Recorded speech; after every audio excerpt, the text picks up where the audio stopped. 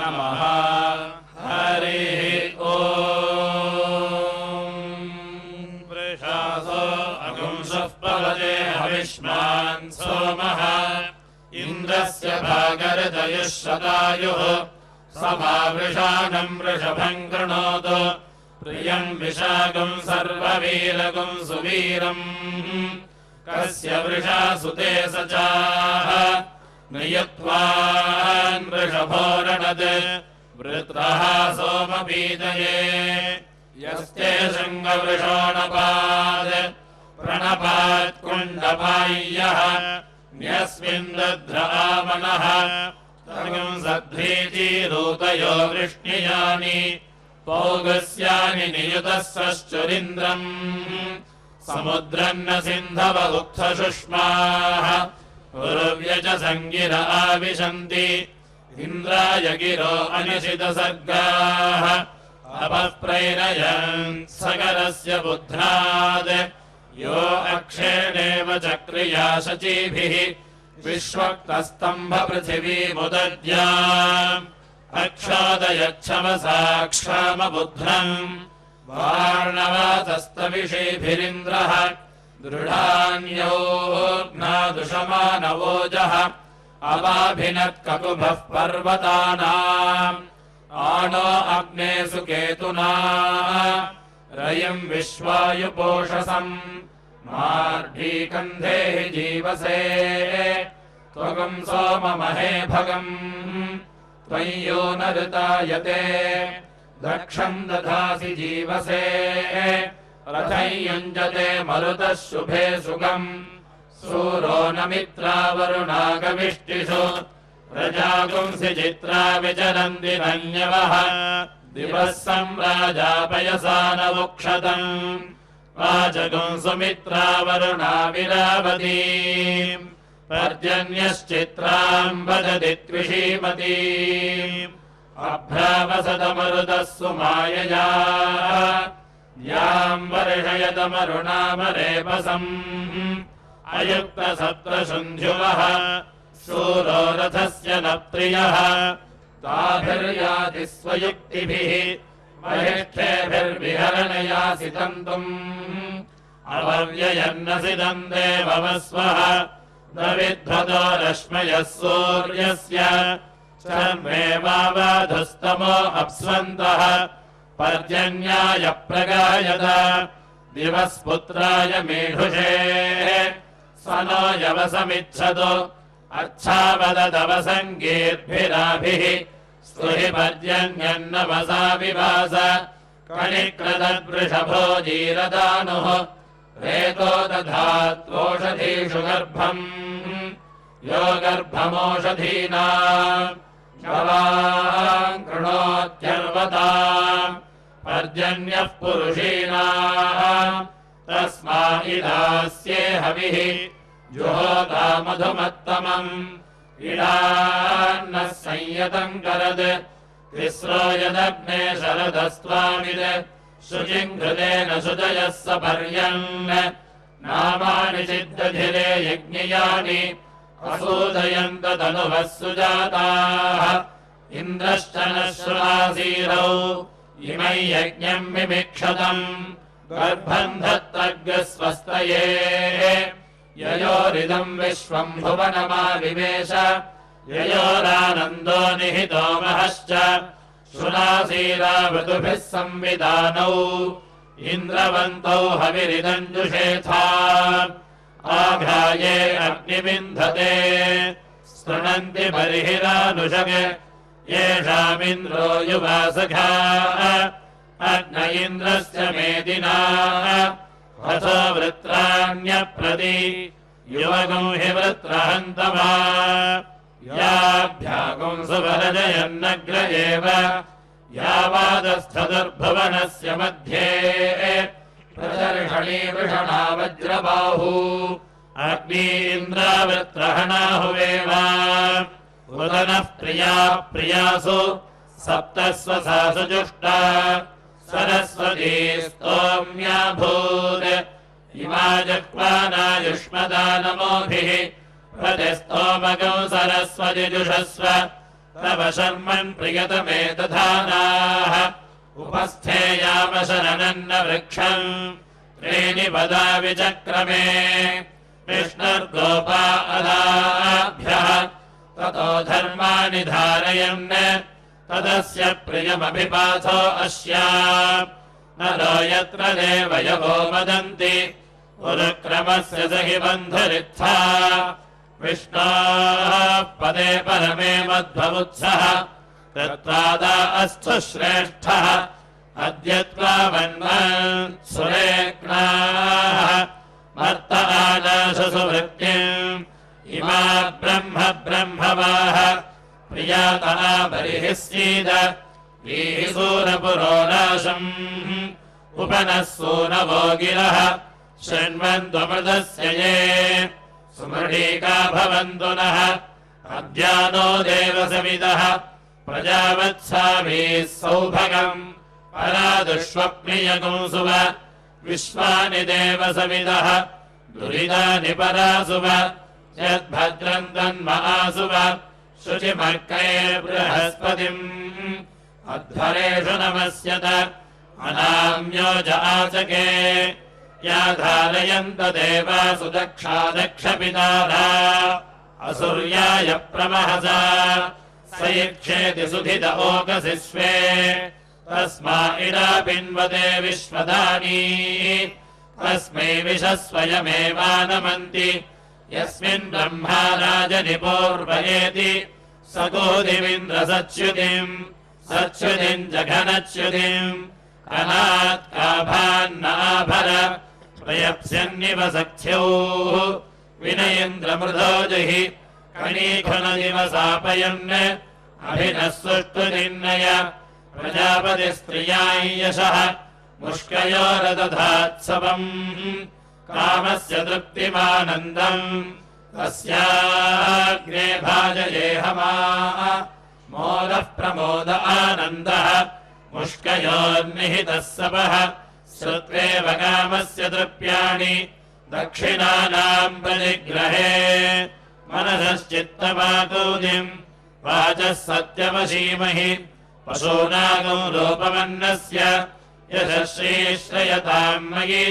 यथाहमस्या अदृभग्रस्त्रियै पुमान् यथा स्त्री दृप्यति पुंसि प्रिये प्रिया एवम् भगस्य तृप्याणि यज्ञस्य काम्यः प्रियः ददामीत्यग्निर्वदति तथेति वायुराहतत् हन्तेति सत्यम् चन्द्रमाः आदित्यः सत्यमोमिति आपस्तत्सत्यमाभरन् यशो यज्ञस्य दक्षिणाम् असौ मे कामः समृध्यताम् न हि श्वशमविदन्नन्यमस्मात् वैश्वानरात् पुरयेतारमग्नेः अथेममन्थन्नमृतममूराः वैश्वानरम् क्षेत्रजित्याय देवाः येषामिमे पूर्वे अर्मास आसन् अयूपाः सद्मविभृता पुरूणि वैश्वानरत्वया तेनुक्ताः पृथिवीमन्यामभितस्थुर्जनासः पृथिवीम् मातरम् महीम् अन्तरिक्षमुपब्रुवे जगतीमूतये दिवम् विश्वम् बिभर्ति पृथिवीम् अन्तरिक्षम् विपप्रथे पुरुत्रादेव्यक्षभिः विश्वा अधिश्रियोधित उपदेगा इवाकरम् वृणीष्वदुहितर्दिवः रात्रीस्तोमन्यजिग्युषी सदस्रवोर्जम् दुदुहे पयागुंसि क्वस्विदस्याः परमम् जगाव गौरी विमाय सलिलानि दक्षति एकपदी द्विपदी सा चतुष्पदी अष्टापदी नवपदी बभूवुषी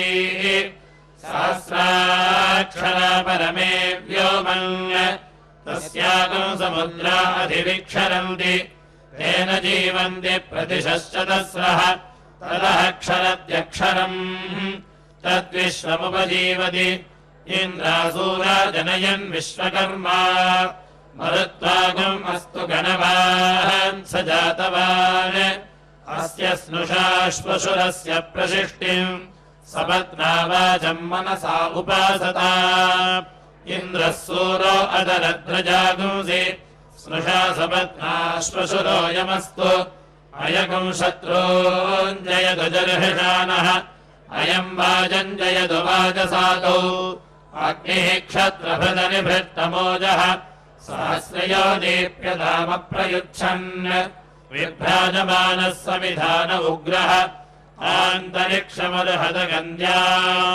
वृषास्य कंशर्वृषभाय गृह्यसे वृषायमुग्रो निजक्षसे दिव्यः कर्मण्यो हितो बृहन्नाम वृषभस्य याकपुत् विशोभान विष्णो भवतु अय्यो मामको वृषा अथो इन्द्र इव देवेभ्यः बिभ्रवीतु जनेभ्यः आयुष्मन्तम् वर्चस्वन्तम् अथो अधिपतिम् विशा अस्याः पृथिव्याध्यक्षम् इममिन्द्रवृषभम् कृणो यः सुशृङ्गः सुवृषभः कल्याणो द्रोण आहितः कालशीवलप्रगाणेन वृषभेन यजामहे वृषभेन यजमानाः अक्रूरेणेव सर्पिषा वृधश्च सर्वा इन्द्रेण पृतनाश्च जयामसि यस्याय वृषभो हविः इन्द्राय परिणीयते जयादिशत्रुमायन्तम् अथो हन्त्यपदन्यतः गणामः प्रणीरसत् अग्र उद्भिन्दतामसत् इन्द्रसुष्मन्तनुभामेन यस्व नीचा विश्वा अभितिष्ठाभिमादीः शृणीह्या बाधय्यो नो अस्ति उरुन्नो लोकम् गृणिः जीरदानो प्रेह्यभिप्रेहि प्रभरा सहस्व मा विवेनो विशृणुष्वाजनेषु उदीडितो वृषभरिष्ठसुष्मैः इन्द्रशत्रून् पुरो अस्माकयुध्य अग्ने चेता त्वञ्जय शत्रून् सहस ओजसा विशत्रून् विवृधानुद एतन्ते स्तोमन्तु विजातविप्रः रथन्नधीरः स्वपा अदक्षम् यदीदग्ने प्रथित्वम् देवहर्याः सुवर्वतीरपयेनाजयेम यो घृतेनाभिमानितः इन्द्रजैत्राय जज्ञिषे स नः सङ्गासु पारय पृतनासाख्येषु च इन्द्रो जिगाय पृथिवीम् अन्तरिक्षकुम् सुवर्महत् वृत्रः पुरुचेतनः इन्द्रो जिगाय सहसा सहागुंसि इन्द्रो जिगाय पृतनानि विश्वा इन्द्रो जातो विपुरोरुरोज स नः परस्पावरिवः कृणोतु अयम् कृत्वरगभीतः विश्वजिदुद्भिदित् सोमः प्रशर्विप्रकाव्येन वायुरग्रे गायज्ञप्रीः साकम् गन्मनसा यज्ञम् शिवो नियद्भिः शिवाभिः वायो शुक्रो अयामिते मध्वो अग्नन्दिविष्टिषु आयाहि सोमपीतये स्वारुहो देव नियुद्धता इममिन्द्रवर्धय क्षत्रियाणाम् अयम् विशाम् विश्वतिरस्तु राजा अस्मा इन्द्रमहिवर्चागुंसिधेहि अवर्चसम् कृणुहि शत्रुमस्य इममाभजग्रामे अश्वेषु कोषु निरमम् भजयो मित्रो अस्य पश्मन् क्षत्रस्य गगुभिः श्रयस्व ततो न उग्रो विभजा वसूनि अस्मेद्या वा पृथिवी भूरि वामम् सन्दुहाथाम् घर्मदुघे वधेनुः अयगुम् राजा प्रिय इन्द्रस्य भूयात् प्रयोगवामोषधीनामुतापा युनज्मिद उत्तरावन्तमिन्द्रम् येन जयासि न पराजयासै सत्त्वाकरेकवृषभग्रस्वाना अथो राजन्नुत्तमम् मानवाना उत्तरस्त्वमधरेते सपत्नाः एकवृषा इन्द्रसखाजिगीवान् विश्वा आशाः प्रदनाः सञ्जयन् अभितिष्ठशत्रो यतः सहस्व तुभ्यम् भरन्ति क्षितयो यविष्ठ बलिमग्ने अन्तित ओतदूरात् आभन्तिष्ठस्य सुमतिम् चिकिद्धि बृहद्दे अग्ने महि शर्म भद्रम् यो देह्यो अनमयद्वधस्मैः यो अर्यपत्नी रुषसश्चकार स निरुध्यानहुषो यक्वो अग्निः यशश्चक्रे बलिहृदः सहोभिः प्रसद्यो अग्ने अत्येष्यन्यान् आविर्यस्मै चारुतरो बभूथ ईडेन्यो वपुष्यो विभावाः प्रियो विषामतिथिर्मानुषीणाम् ब्रह्मज्येष्ठा वीर्या संहृतानि ब्रह्माग्रे ज्येष्ठम् दिवमाततान ऋतस्य ब्रह्म प्रसमोदजज्ञे तेनार्हति ब्रह्मणा स्पर्धितुङ्गः ब्रह्मसृजो घृतवतीः ब्रह्मणा स्वरवोभिताः ब्रह्मयज्ञस्य तन्तवः ऋत्विजो येह विष्कृतः शृङ्गाणीवेच्छृङ्गिनागुम् सन्दधृश्रिरे चशालवन्तः स्वरवः पृथिव्या ते देवासस्वरवस्तस्थिवागुंसः नमः सखिभ्यः सन्नान्मावगात अभिभोरग्निरतरद्रजागुंसि स्पृधो विहत्य पृतना अभिश्रीः दृशानो माहुतिम् मामहिष्ट हत्वा सपत्नादवरिवस्करन्नः ईशानम् त्वा भुवनानामभिश्रियम् स्तौम्यग्न उरुकृतकुम् सुवीरम् हविर्जुषाणः सपत्नागुम् अभिभूरसि शत्रूगुम् नभमुदोऽनुदस्व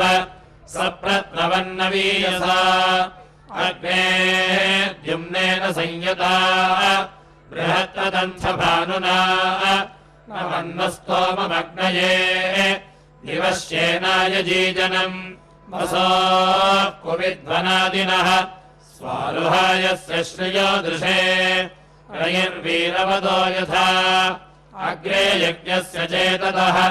पराभ्यः पुरयेता अग्निर्विशाम् मानुषीणाम् कोर्णेरथः स दानवः नवकुम् सोमाय वाजिने आज्यम् पयसोजनि जुष्टकुम् शुचितमम् वसु नवकुम् सोमजुषस्वनः पीयूषस्येह तृप्णुः यस्ते भागरता वयम् नवस्य सोमते वयम् वासुमतिम् वृणीमहे स नो रास्वसहस्रिणः नवकुम् हविर्जुषस्वनः ऋतुभिः सोमभूतमम् तदङ्गप्रतिहर्यणः राजन् सोमः स्वस्तये नवग्रस्तोमन्नवकुम् हविः इन्द्राग्निभ्यान्निवेदय तज्जुषेताकुम् सचेतसा शुचिन्नस्तोमन्नवजातमद्य इन्द्राग्निवृत्रहणाजुषेथा उभाहि वागुम् स्वहवाजो हवीमि आवाजगुम् सद्य उशते धेष्ठा अग्निरिन्द्रो नवस्य नः अस्य हव्यस्य तृप्यता इह देवौ सहस्रिणौ यज्ञन्न आहि गच्छताम् वसुमन्तकम् सुवर्विदम् अस्य हव्यस्य तृप्यताम् अग्निरिन्द्रो नवस्य नः विश्वान् देवागस्तर्पयत हविषोऽस्य नवस्य नः सुवर्विदो हि जज्ञिरे एदम् बलिः सुष्टरी मानवेन अयम् यज्ञो यजमानस्य भागः अयम् बभूव भुवनस्य गर्भः विश्वे देवा इदमद्यागमिष्ठाः इमेनुद्या वा पृथिवी समीची तन्वाने यज्ञम् पुरुपेश सन्धिया आस्मै प्रणीताम् भुवनानि विश्वा प्रजाम् पुष्टिममृतन्नवेन इमे धेनो अमृतये दुहाते पयस्वत्युत्तरा मे दुपुष्टिः इमै यज्ञम् जुषमानेन वेन समीचीद्या वा पृथिवी घृताची यविष्ठो हव्यवाहनः चित्रभानुर्घृता सुतिः नवजातो विरोचसे अग्ने तद्देव हि त्वनम् त्वमग्ने देवताभ्यः भागे देवनमीयसे स येना विद्वान् यक्ष्यसि नवग्रस्तोमञ्जुषस्वनः अग्निः प्रथमः प्राश्नातु स हि वेद यथा हविः शिवा अस्मभ्यमोषधीः कृणोतु विश्वजर्षणिः भद्रान् श्रेयः समनैष्टदेवाः त्वया वसेन समशीमहित्वा स नो मयो भूः पितो आविशस्व शन्वोकाय तनुवे स्यो नः एतमुक्त्यम् मधुना संयुतय्यवम् सरस्वत्या अधिमनावचर्कृषुः इन्द्र आसीत् क्षीरपतिः शतक्रतुः कीनाशा आसन्मरुतः सुदानवः तप्स्वन्तः इदम् राष्ट्रमाविशसूनृतावत् यो रोहितो विश्वमिदम् जजान सनो राष्ट्रेषु सुधितान् दधातु रोहगुम् रोहगुम् रोहित आरुरोह प्रजाभिर्वृद्धिम् जनुषामुपस्थम् ताभिः सगुम् लब्धो अविदक्षडुर्वीः गातुम् प्रपश्यन्निह राष्ट्रमाः आहाऋषीद्राष्ट्रमिह रोहितः मृधो व्यास्थदभयन्नो अस्तु अस्मभ्यन्या वा पृथिवी शक्वरीभिः राष्ट्रम् दुहासामिह रेवतीभिः विममर्षरोहितो विश्वरूपः समाजक्राणः प्ररुहो रुहश्च दिवम् गत्वाय महता महिम्ना विनो राष्ट्रमुनत्तपयसा स्वेन यास्ते विशस्तपसा सम्बभूवुः गायत्रम् वत्समनुतास्ताहुः तास्ताविशन्तु महसा स्वेन संवादा पुत्रो अभ्येतुरोहितः योऽयमग्रामरुदः प्रश्निमातरः इन्द्रेण सयुजाः प्रवृणीथ शत्रून् आवो रोहितो अशृणोदभिज्ञवः त्रिसप्तासो मरुतः स्वादु सम्मुतः रोहितोऽद्यावा पृथिवी जजान तस्मिग्यस्तन्त्वम् परमेष्ठीतदान तस्मिन् शिश्रिये अत्र एकपात् अदृगम् हद्यावा पृथिवी बलेन रोहितोऽद्यावा पृथिवी अदृगम् हद तेन सुवस्तभिदम् तेन नागः सो अन्तरिक्षे रजसो विमानः तेन देवाः सुवरन्वविन्दन् सुषेवन्त्वा भानवोदी दिवागुंसम् समग्रासो जिह्वो जातवेदः रुक्षन्ति त्वा वाजिनमाघृतेन सगुंसमग्ने युवसे भोजनानि अग्ने शर्धमहते सौभगाय तव द्युम्नान्युत्तमानि सन्तु सञ्जास्पत्यगुम् स्वयममागृणुष्व शत्रो यतामभितिष्ठा महागुंसि पुनर्न इन्द्रो मघवा ददातु घनानि शक्रो धन्यः सुराधाः अर्वाचीनम् कृणुदाय्याचितो मनः सृष्टीनो अस्य हविषो जुषाणः यानि नो जिनन्धनानि जहर्थशूरमन्युना इन्द्राणुविन्दनस्तानि अनेन हविषा पुनः इन्द्र आशाभ्यः परि सर्वाभ्यो भयङ्करत् जेता शत्रून् विदर्शनिः आपूर्यै त्वा कामाय त्वा समृधे त्वा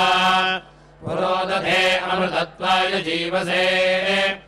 आकूतिमस्यावसे काममस्य समर्थ्यै इन्द्रस्य युञ्जते धियः आकूतिम् देवीम् मनसः पुरोदधे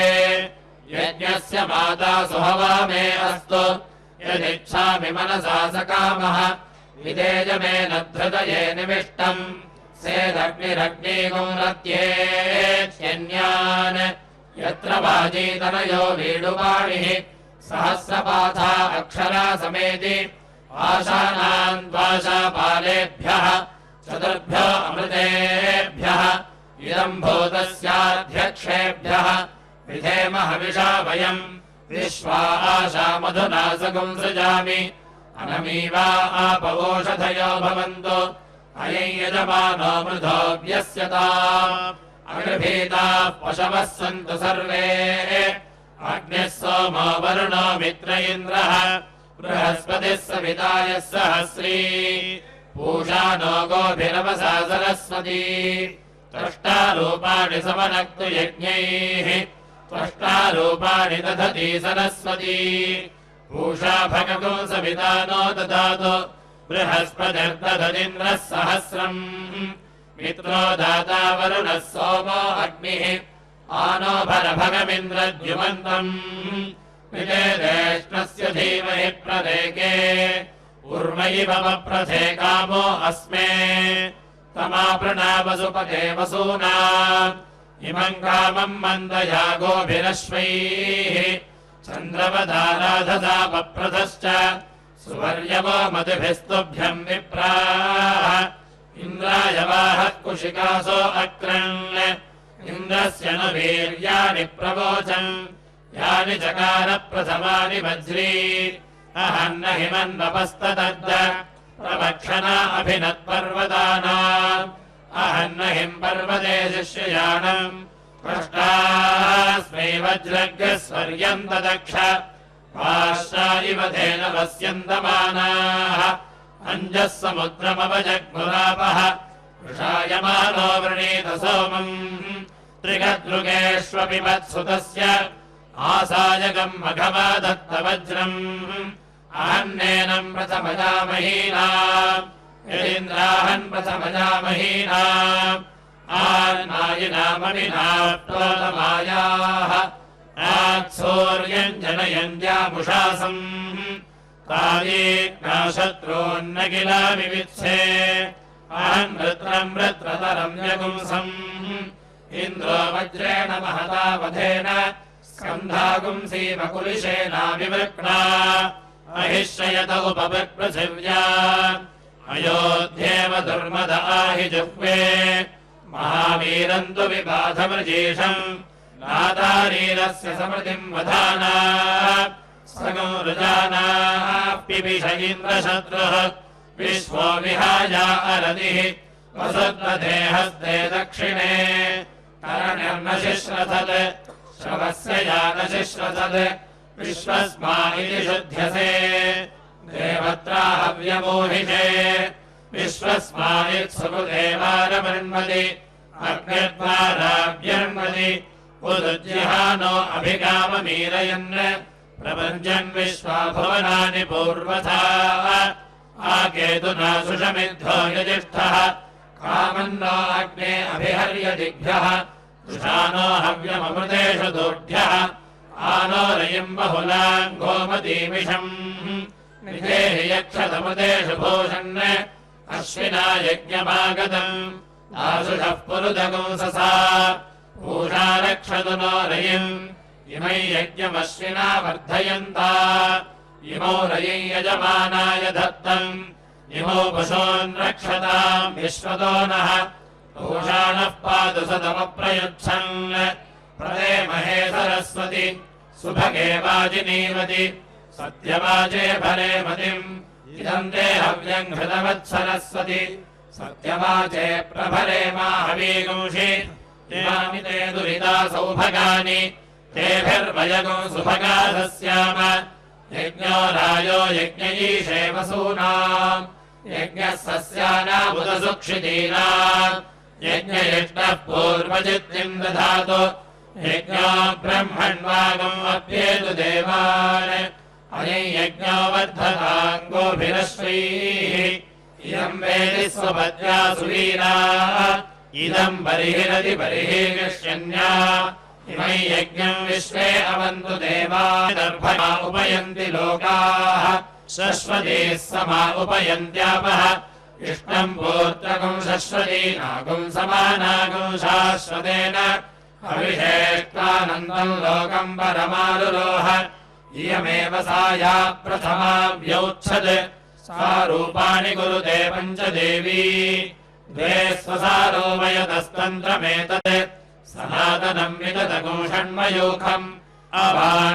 अवाण्यागस्तन्तोन् किरतो धत्तो अन्यान् नावपज्यातेन गमाते अन्तम् आवो यन्तूदवाहासो अद्य वृष्णीये विश्वे मरुतो जुनन्ति अय्यो अग्निर्मरुतः समिद्धः एतञ्जुषध्वङ्गमयो युवानः धारावरा मरुतो धृष्णुवोजसः मृगान भीमास्तविषेभिरोर्मिभिः अग्नयो न शुशुचानारिजीषिणः भ्रमिन्धवन्त उपगा अमृण्वत द्विचक्रमेऽद्रर्देवः आवेधसन्नीलपृष्ठम् बृहन्तम् बृहस्पतिकुम् सदने सादयध्वम् सादद्यो निन्दमादीदिवागुंसम् हिरण्यवर्णमरुषकुंसमेव स हि शुचिः शतपत्रः स शुन्ध्योः हिरण्यवाशीर्षिणः सुपरिषाः बृहस्पतिः सश्वावेशरिष्वाः पूरो सखिभ्यः सुदिङ्गरिष्ठः पोषज्ञस्तव व्रजे वयम् नरिष्येम कदाचन स्तोतारस्त इह स्मसि यास्ते पूषन्नावो अन्तः समुद्रे हिरण्ययैरन्तरिक्षे चलन्ति याभिर्यासि दूत्यागुम् सूर्यस्य कामेन गतश्रव इच्छमानः अरण्यान्यरण्यान्यसौ या प्रेम नश्यसि तथा ग्रामन्न पृच्छसि न त्वाभिरिव विन्दति वृषारवाय वदते यदुपापति चिक्षिकः आघाटीभिरिव धावयन् अरण्यानिर्महीयते उत गाव इवादन् उतो वेश्मेव दृश्यते उतो अरण्यानिः सायम् शकलीरिव सर्जति गामङ्गैष आह्वयति दार्भङ्गैष उपावधीत् वसन्नरण्यान्यागुम् सायम् आक्रोक्षति मन्यते न वा अरण्यानिर्हन्ति अन्यश्चेन्नाभिगच्छति स्वादोः फलस्य जग्ध्वा यत्र कामन्निपद्यते आञ्जनगन्धीगुम् सुरभी बह्वन्नाम गृहीवला प्राहम् मृगाणाम् मातरम् अरण्यानीव शकुंसिषम् वार्त्रहत्याय शवसे पृतनासाख्याय च इन्द्रत्वावर्तयावसि सुब्रह्माणम् वीरवन्तम् बृहन्तम् पुरङ्गभीरम् पृथुबुध्रमिन्द्र श्रुतर्षिमुग्रमभिमातिषाहम् अस्मभ्यम् चित्रम् वृषणगुम् रयिन्दाः क्षेत्रियैत्वा निरृत्यैत्वा गृहो मुञ्चामि वरुणस्य पाशात् नागसम्ब्रह्मणे त्वा करोमि शिवे तेऽद्या वा पृथिवी उभे युगे सन्ध्ये अग्निः सहाद्भिरस्तु सन्ध्या वा पृथिवी सहौषधीभिः समन्तरिक्षकम् सहवातेन ते सन्ध्ये चतस्रः प्रदिशो भवन्तु या दैवीश्चतस्रः प्रदिशः वादपत्नीरभिसूर्यो विजष्टे तासाम् त्वा जलसा दधामि प्रयक्ष्मयेतु निरृतिम् पराचैः अमोजयक्ष्माद्दुरितादवर्त्यै बृहत्पाशान्निरृत्यै चोदमोचि आहा अवर्तिमविदत्स्योनम् अप्यभूद्भद्रे सुकृतस्य लोके सूर्यमृतम् तमसोऽग्राह्यायत् देवा अमुञ्चन्वसृजन्येन सह एवमहमिमम् क्षेत्रियाज्यामि शकुंसात् गृहो मुञ्चामि वरुणस्य पाशात्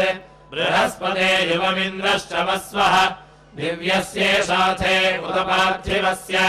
धत्तगौरयज्ञस्तु वदे कीरयेचित् यूयम् पादस्वस्तिभिः सदा नः देवायुधमिन्द्रमाजोहुवानाः विश्वावृतमभिये रक्षमाणाः येन हता दीर्घमश्वानमायन् अनन्तमर्थमनिवर्त्स्यमानाः यत्ते सुजाते हिमवत्सुभेषजम् मयो भोष्यन्तमायद्धृतोऽसि ततो नो देहि सीवले अतो गिरिभ्यो अधियत्प्रधावसि सकुंशो भवाना कन्येव शुभ्रे तान् त्वामुद्गला हविषा वर्धयन्ति सा नः सीवले रयिमा भाजगेह पूर्वम् देवा अपरेणानुपश्यन् जन्मभिः जन्मान्यवरैः पराणि वेदानि देवा अयमस्मीति वा अहम् हित्वा शरीरम् जलसः परस्तात् प्राणापानो चक्षुश्रोत्रम् वाचम् मनसि सम्भृता हित्वा शरीरम् जलसः परस्तात् आभूतिम् भूतिम् वयमश्यवामहे इमा एव ता उषसो याः प्रथमाम् यौच्छन् ता देव्यः कुर्वते पञ्चरूपा शश्वतेर्नावपृज्यन्ति न गमन्त्यन्तम् वसूनाम् त्वाधीनेन रुद्राणामूर्म्या आदित्यानाम् तेजसा विश्वेषाम् देवानाम् क्रतुना मरुधामेर्नाजुहोमिः स्वाहा अभिभूतिरहमागमम् इन्द्रसखा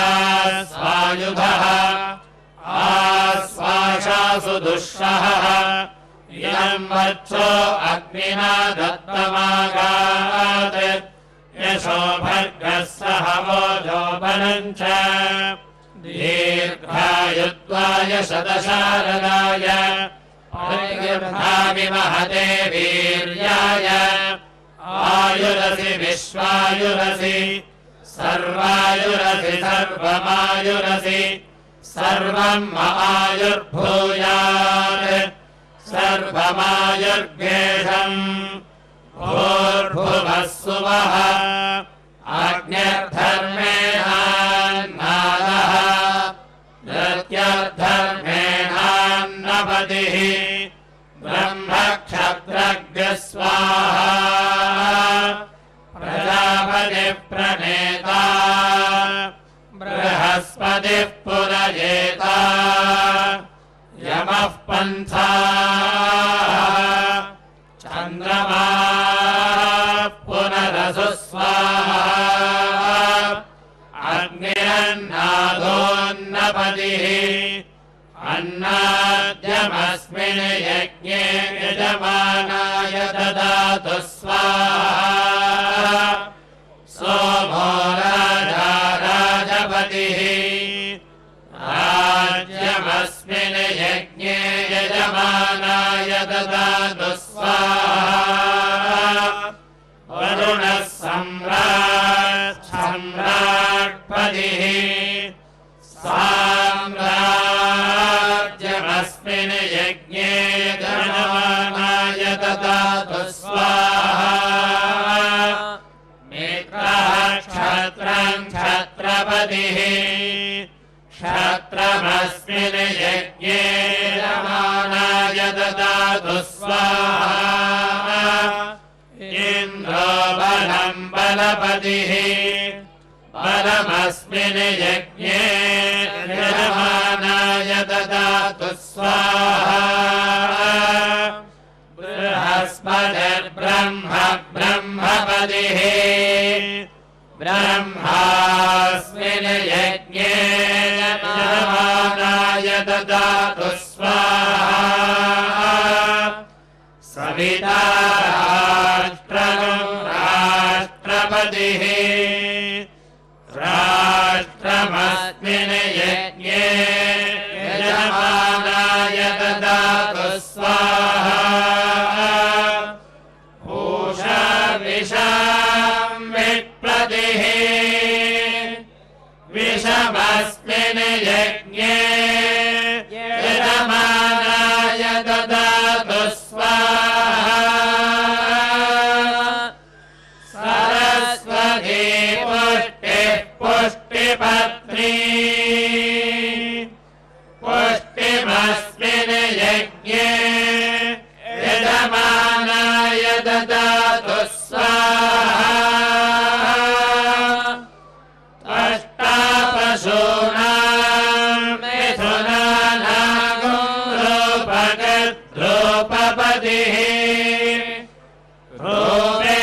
रूपेणास्मिन् यज्ञे यजमानाय पशून् ददातु स्वाहा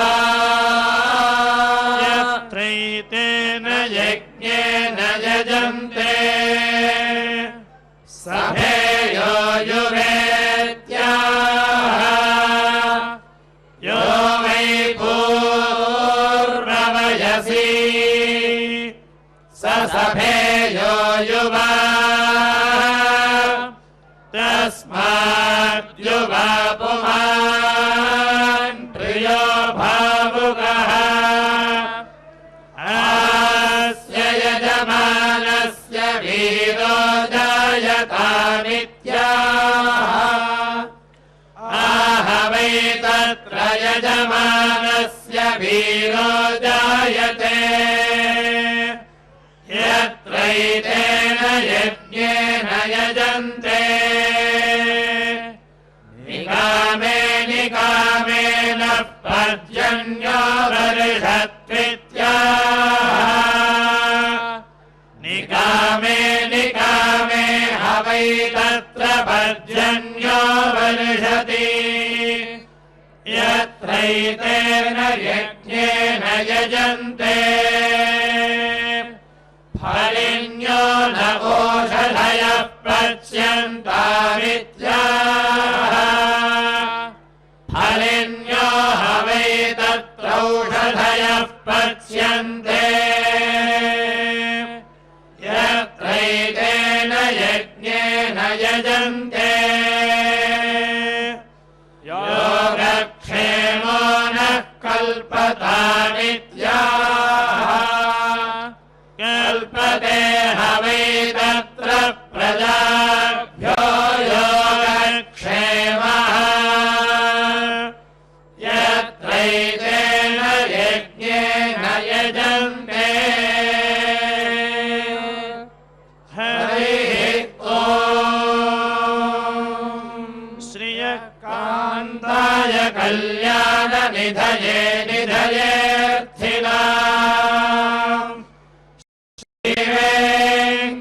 श्रीवेङ्कटनिवासाय श्रीनिवासाय मङ्गलम् कल्याणाद्भुतगात्राय कामितार्थप्रदायिने श्रीमद्वेङ्कटनाथाय श्रीनिवासाय मङ्गलम् लक्ष्मीप्रसन्न वेङ्कटेश्वर प्रसादसिद्धिरस्तु आचन्द्रार्कं वंशाभिवृद्धिरस्तु पुनर्दर्शनप्राप्तिरस्तु